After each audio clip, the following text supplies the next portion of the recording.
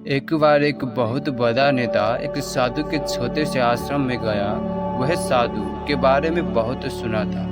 उसके मन में ये आया कि मैं एक बार जा करके देखता हूँ कि लोग उसकी इतनी तारीफ क्यों करते हैं। जब वह उस आश्रम में गया तो वहाँ पर एक छोटा सा कमरा था जहाँ पर एक कालीन बिछा हुआ था। वहाँ पर कुछ लोग नीचे बैठे हुए थे और साधु जी सामने बैठे हुए थे। कुछ सवाल जवाब चल रहा था। वह नेता उस आश्रम में आया और उस नेता के साथ में 4 बॉडीगार्ड भी थे और उसकी यह आदत थी कि जहाँ पर भी वह जाता लोग अपनी जगह से खड़े हो जाते थे और उसकी तरफ देखते थे, हाथ जोड़ते थे और सर झुकाते थे। लेकिन यहाँ पर ऐसा कुछ भी नहीं हुआ। साधु व्यस्त होने के कारण उसकी तरफ देखा तक नहीं। तभी नेता को लगा कि यह मेरी बेइज्जती है और वह इस बात से गुस्सा हो गया। नेता ने थोड़ा गुस्से से साधु की बात की बीच में काटते हुए कहा कि मैं आपसे कुछ कहना चाहता हूँ। साधु ने उसकी तरफ देखा और बोला, आप थोड़ी देर रुकिए, पहले मैं इनके सवाल का जवाब दे दूँ, उसके बाद मैं आपसे बात करता हूँ। तब तक आप अगर चाहें तो आप बैठ सकते हैं। बस साधु का इतना कहने की ही देरी थी। नेता का चेहरा गुस्से से लाल हो गया और फिर उसने अपना सारा गुस्सा उस साधु पर निकाल दिया। अभी तक वह नेता बहुत तमीज से आप कह करके बात कर रहा था, लेकिन अब वह तू तड़ाक पर उतर आया। नेता ने उस साधु को कहा, तुझे पता भी है मैं कौन हूँ और तू किससे बात कर रहा है? साधु ने उसकी तरफ देखा और कहा, मुझे इससे कोई फर्क नहीं पड़ता कि आप कौन हैं, लेकिन आप जो कोई भी है, अगर आप चाहते हैं कि मैं आपके सवाल का जवाब दूं या आपसे बात करूं तो आपको कुछ देर रुकना होगा। और साधु की यह कहते ही नेता गुस्से से पागल हो गया और वही सबके सामने चीखने चिल्लाने लग गया, अब मैं तुझे तेरी असली औकात दिखाऊंगा। तूने मुझसे पंगा ले करके ठीक नहीं किया। तुझे पता भी है मैं तेरे बारे में क्या सोचता हूँ। साधु ने फिर नेता की तरफ देखा और बड़े ही प्रेम से कहा कि मुझे इससे कोई फर्क नहीं पड़ता कि आप मेरे बारे में क्या सोचते हैं। आप जो चाहें वह मेरे बारे में सोच सकते हैं।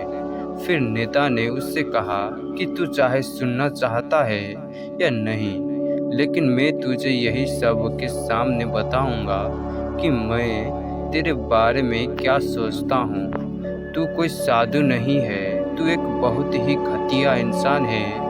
तू एक ढोंगी है, पाखंडी है और यहाँ पर जितने भी लोग बैठे हैं उन सबको बेवकूफ़ बना रहा है।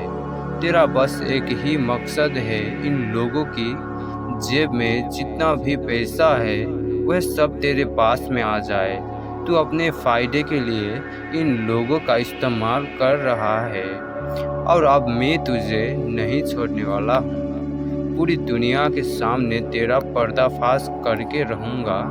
लेकिन उसका इतना बोलने के बाद भी हल्की सी मुस्कान उस साधु के चेहरे पर बनी रही थी। यह देखकर वह और भी तिलमिला गया और उसने कहा, अब बहुत हो गया, अब मैं यहाँ 1 मिनट भी नहीं रुकने वाला।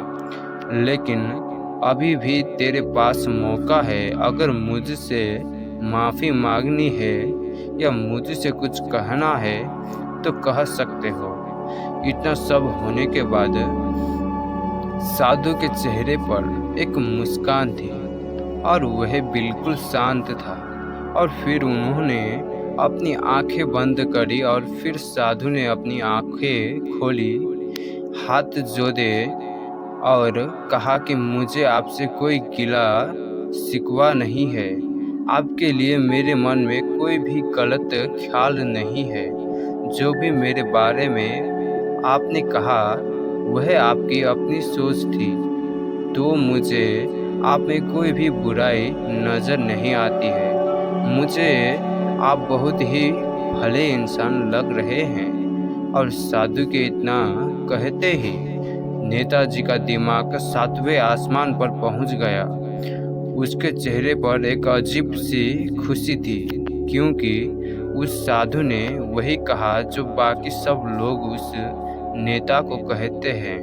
और वह खुशी खुशी उस आश्रम से अपने घर की तरफ चला गया और जाके अपने पिताजी के साथ में बैठ गया।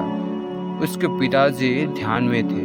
उन्होंने पूरी जिंदगी सिर्फ लोगों की सेवा करी और बदले में कुछ भी उम्मीद नहीं किया।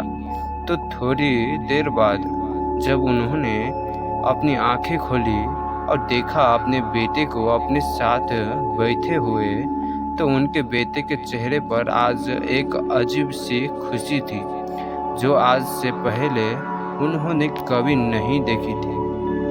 फिर उसने एक एक करके सब कुछ बताया कि आज क्या हुआ, किस तरह से वह आश्रम गया और वहाँ पर क्या क्या हुआ, उसने क्या कहा और साधु जी ने क्या कहा। जब उसके पिताजी ने पूरी बात सुनी तो थोड़ा सा मुस्कुराए और अपने बेटे को देखकर बोले कि उन्होंने तुम्हारी तारीफ नहीं करी, क्योंकि उन्होंने वह नहीं कहा कि जो तुम हो, उन्होंने वह कहा कि जो वह खुद है। और तुमने जो भी कुछ उनको कहा वो नहीं कहा कि जो वह, बल्कि तुमने वह कहा जो तुम खुद हो। यह बात वेदों में भी कही गई है, यथा दृष्टि तथा सृष्टि। यह दुनिया तुम्हें वैसी नहीं दिखती जैसी यह दुनिया है, यह दुनिया वैसी दिखती है तुम्हें जैसा तुम खुद हो, जिसकी नज़र जैसी है।